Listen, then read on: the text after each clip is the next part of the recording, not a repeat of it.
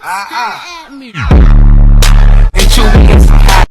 are the guys that you don't want the ones that be sweating you? Like, calling you, texting you, wanting to take you out, all up in your phone, let me see you. Like, no, I don't want you. My boyfriend turned red pill, and at this point we haven't spoke for about a month, and I can't cope with the fact that someone who I saw is so compassionate and thoughtful and intelligent, so caring and open-minded, just completely did a 180. They were just so supportive and caring, and even when I would have my self-sabotaging episodes, they still loved me. I feel like red pill men stole my future husband from me because No, love. Red pill men did not steal your husband from you. Women like you destroyed it for yourselves. What society currently is, men who advocate for men and women who advocate for men, like myself, Pearl, Fresh and Fit, Tate, and so on, the list goes on, Auntie Jenny, and that, is we're now out here teaching men, and men are now coming to realise that they don't have to suffer in silence for women's happiness, just like we did in the past. Women always go on about how they suffered in the past. Yet men were always killing themselves more than women were, because they suffered in silence to cater for women's happiness. Happy wife, happy life. Happy marriage, you'll be happier in life. Why are they sayings? There's a reason why they're sayings. Men would ruin their own lives just to keep a woman happy, when a woman's happiness is their own problem. And now men are realising that we don't need to do this for women anymore. This is the problem. Women will go out there and, you know, they can be toxic, they can manipulate, they can gaslight, all of these things. And when men do it, and men do, women call them out on it. The difference is when women do it, men don't call women out on it, ever. That's why we've got now a population of women that's so angry at men like me and so on for calling women out on their crap. Because they grew up throughout their whole life without anyone calling them out on their bullshit. That is the problem, and that is why women like this will always lose husbands who wake up to reality and go, oh my god, I'm miserable, but I don't have to keep myself miserable to keep her happy, because she's not treating me right, how I deserve to be treated, so I'll leave. It's your own fault, ladies. Blame yourself. Take accountability and sort out your own issues.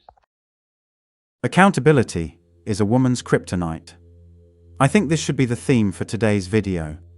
Women never take accountability for anything that happens to them, not even their lives. Guys, you see, accountability is an execution function, and executive capabilities are mostly found in men. This is why women aren't known to be presidents or CEOs in mass numbers. All women hate accountability. The opposite of accountability is emotion or desire, since desire is an emotion. As men, we know that we only deserve things when we earn them, but women don't operate the same. They feel they deserve things only because they want them without the burden of dealing with the liability. There is a tendency in the modern world that blames men. Toxic masculinity, rape culture, patriarchic oppression, and many more. They blame men for all the hardships that women face. Just to give a couple of examples, when a man cheats, he is an asshole. When a woman does, he is an asshole. He didn't care enough, didn't pay attention, kept putting the toilet paper with the wrong side out on the holder, and many more lame excuses. Women are paid less because men are paid more. Women are left alone with household chores and child rearing because men are not supportive enough. If a woman is fat or undesirable, men should change to accept her as she is. If a woman behaves like an entitled bitch, the woman shouts the slogan, "If you can't handle me at my worst, blah blah blah," and so forth. We have communities that make men accountable for their own flaws and offer them a mirror. But if we dare point out what women could do to make things better, we are frequently called misogynists and are shot with a barrage of hate. Famous people who dare say that women are not entirely the angels they present themselves to be, and sometimes are using the victim card for personal gain, are often cancelled and dragged through the mud, all in the name of equality. Picturing men as oppressors or evil rapists is only causing subconscious existential fear among the girls of newer generations, and subconscious self-resentment among boys. How are we supposed to build healthy relationships when the game is rigged from the get-go? Is this newest social experiment really worth it? Most men aren't very picky. Sure, you will not get a Brad Pitt guy who is also picky without looking good, or at least your chances are low. But this is true for both sexes. The body hysteria seems largely to be fueled by women themselves. Look at women in porn. They are average at best. Most look so fake because of the makeup and silicone that it's hard to even get aroused by it. Most men do not look for 9s or 10s when dating.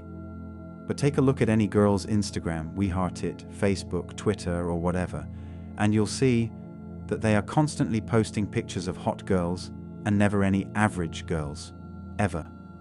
Same with comments on pictures. They only comment positively on hot girls, so you are really to blame for your own insecurity. And don't blame some vague, "Oh, it's the industry." No, it's not. The industry would make a lot more money if fat women were perceived as good-looking. Women typically aren't perceptive beyond their own frame of reference and tend to look through the glass darkly. Their first instinct is emotionally subjective, while men are logically objective.